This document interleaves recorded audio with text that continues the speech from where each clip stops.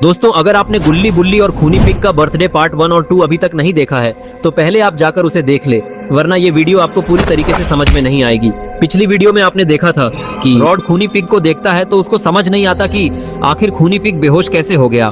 फिर वो बुल्ली की तरफ देखता है और परेशान हो जाता है कि अब इन दोनों को किसने बेहोश कर दिया।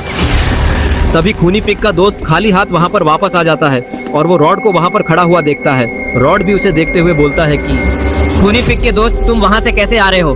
मेरा मतलब है कि तुम उस तरफ कब गए और क्यों गए, और मुझे समझ में नहीं आ रहा यहाँ हुआ क्या, और ये सब लोग बेहोश कैसे पड़े हैं, क्या तुम मुझे बता सकते हो? ये सुनकर खूनी पिग का दोस्त रॉड से बोलता है कि तुम लोगों ने मिलकर खूनी पिग का बर्थडे खराब कर दिया, इसलिए अब मैं तुम्हें नहीं छोड़ूंगा। अब यहाँ से कोई भी जिंदा वापस नहीं जाएगा। वैसे भी मेरे हाथों से 2 शिकार पहले ही भाग चुके हैं और अब तुम सवाल पूछ पूछ कर मेरा दिमाग खराब कर रहे हो। अब सबसे पहला मरने का नंबर तुम्हारा ही है। इतना बोलकर वो छोटा पिग रॉड के ऊपर हमला कर देता है, लेकिन जैसे ही वो रॉड के ऊपर हमला करने के लिए आगे बढ़ता है, रॉड उसके हमले को रोकते हुए उसे फ्रीज कर देता है। पिग को फ्रीज करने के बाद रॉड काफी ज्यादा खुश हो जाता है और बहुत जोर जोर से हंसने लगता है। इसकी हंसी की आवाज सुनकर खूनी पिग को भी होश आने लगता है और फिर वो उठकर खड़ा हो जाता है। खड़े होते ही खूनी पिग सामने देखता है कि रॉड ने उसके साथी को फ्रीज कर दिया। ये देखकर खूनी पिग रॉड के ऊपर गुस्सा करने लगता है और तेज से चिल्लाते हुए उससे बोलता है, रॉड, तुमने मेरे दोस्त को फ्रीज करके मुझसे दुश्मनी मोड़ ले ली है, वो भी इन इंसानों के लिए। और आज मेरा बर्थडे था और आज ही के दिन तुमने मुझसे दोस्ती तोड़कर मुझे बहुत अच्छा गिफ्ट दिया है, इसलिए मैं बदले में तुम्हें भी कुछ गिफ्ट देना चाहूंगा। तैयार हो जाओ गिफ्ट लेने के लिए। लेकिन रॉड तो किसी और ही मूड में लग रहा होता है। वो कूदते हुए खूनी पिग के पास जाता है और स्टाइल मारते हुए उसकी तरफ दोस्ती का हाथ बढ़ाते हुए बोलता है कि खूनी पिग, ये सब लड़ाई झगड़ा बंद करो, और वैसे भी आज तुम्हारा बर्थडे है, काफी अच्छा दिन है।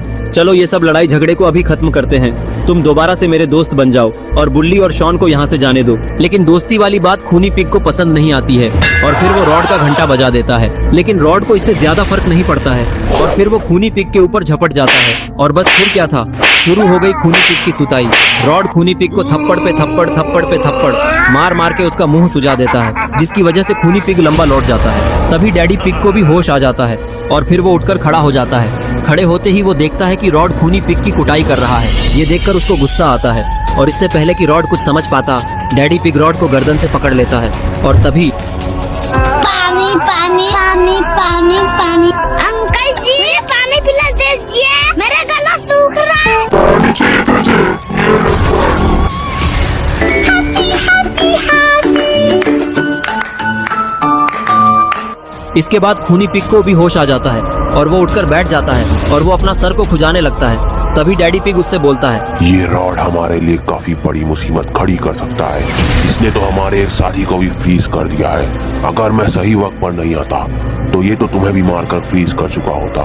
और तुम इस पर नजर रखो, अभी इसे कहीं होश ना आ जाए, तब तक मैं पिंजरा लेकर आता हूँ इसे कैद करने के लिए। इतना बोलकर डैडी पिग पिंजरा लाने के लिए घर के पीछे चला जाता है और खूनी पिग भी उठकर खड़ा हो जाता है। तभी शॉन को भी होश आने लगता है और वो उठकर खड़े होने की कोशिश करने लगता है, लेकिन इसकी हालत काफी ज्यादा खराब है। इसके बाद शॉन धीरे धीरे चलकर बुल्ली के पास जाता है और उसे उठाने की कोशिश करने लगता है। लेकिन शायद शॉन ये भूल रहा है कि खूनी पिग उसे ये सब करते हुए देख रहा है और इसे शॉन पर काफी गुस्सा आ रहा है, क्योंकि इसी की वजह से केक गिरा था। तभी शॉन खूनी पिग को देख लेता है और फिर वो उससे डरते हुए बोलता है, देखो खूनी पिग, तुमने ही हमें बर्थडे में बुलाया था, तो क्या हुआ केक गिर गया?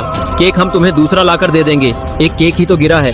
अभी बुल्ली की हालत काफी ज्यादा खराब है, इसलिए मुझे इसे हॉस्पिटल लेकर जाने दो, या फिर तुम मेरी मदद करो इसे हॉस्पिटल लेकर जाने में, क्योंकि अगर इसे कुछ हो गया तो फिर मैं तुमसे दोबारा दोस्ती नहीं करूंगा और मैं बाबा से तुम्हारी शिकायत कर दूंगा। शॉन की बातें सुनकर खूनी पिग थोड़ा इमोशनल हो जाता है और वो पुराने दिन को याद करने लगता है कि किस तरह से खूनी पिग को शॉन ने बचाया था मिस्टर मीट के अड्डे से। अगर उस दिन शॉन ने खूनी पिग की मदद ना की होती तो खूनी पिग भी अब तक मिस्टर मीट का शिकार बन चुका होता। खूनी पिग शॉन की बातों में आने ही वाला होता है कि तभी डैडी पिग भी पीछे से पिंजरा लेकर आ जाता है और वो जैसे ही शॉन को खूनी पिग को मैनिपुलेट करते हुए देखता है, वैसे ही वो शॉन के ऊपर पिंजरा फेंक देता है और उसे पिंजरे में कैद कर देता है। और अब शॉन इस पिंजरे के बाहर नहीं जा सकता, वो चारों तरफ से फंस चुका है और अब बुल्ली को कौन बचाएगा। तभी उस छोटे पिग की बर्फ भी पिघलकर टूट जाती है और फिर वो डैडी पिग से बोलता है, डैडी पिग, मुझे माफ कर दो, मेरे हाथ से वो दूसरा वाला शिकार बचकर भाग गया। वह बहुत चालाक था, उसने एक पियक्कड़ आदमी की कार चुराई और फिर उसके साथ ही वहाँ से निकल गया और मैं उस आदमी को भी नहीं पकड़ पाया। ये सुनकर डैडी पिग छोटे पिग से बोलता है, कोई बात नहीं छोटे पिगी, बर्थडे मनाने के लिए हमारे पास 3 शिकार पहले से ही है। और रही बात उस मोटे आदमी की, तो हमने तो उसके 2 साथियों को पकड़ ही लिया है, तो वो इन दोनों को बचाने के लिए वापस जरूर आएगा, और जब वो आएगा तभी हम लोग उसको भी पकड़ लेंगे। अभी इस नीले बकरे को लटका कर चलो खाते हैं, सबसे पहले इसी की बिरयानी बनाकर खाएंगे हम लोग। इसके बाद ये दोनों पिग मिलकर बुल्ली को लकड़ी पर लटका देते हैं और फिर नीचे आग जला देते हैं, और अब बुल्ली का बुल्ला बिरयानी बनना स्टार्ट हो चुका है और दोनों पिग मिलकर ये देख रहे होते हैं। थोड़ी देर बाद दोनों मिलकर नाचने लगते हैं बुल्ली की बिरयानी बनने की खुशी में। तो दोस्तों, क्या होगा अब बुल्ली, शॉन और रॉड का? क्या ये इन तीनों को बाबा बचाने यहाँ आ पाएंगे या फिर ये तीनों यहीं पर मारे जाएंगे? ये सब हम जानेंगे नेक्स्ट पार्ट में। तो दोस्तों, अगर आप नेक्स्ट पार्ट देखना चाहते हैं तो इस वीडियो के नीचे पार्ट 4 लिखकर कमेंट कर दीजिए।